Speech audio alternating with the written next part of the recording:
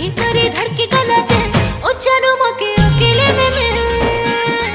तके देखी करे धड़की गला दिल ओ बाबू मके अकेले में मिल तके देखी करी हाय रे हीरोइन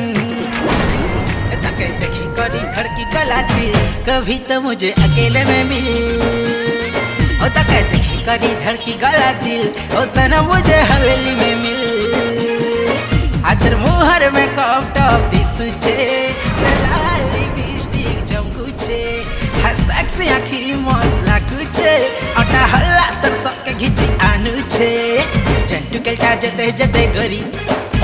सेंटू केलर सते सते स्टोरी चिन पिला देखे है सिस्टर खुली जैसी तार सब फाइन आए रे हे कला मके प्यार वाला फिल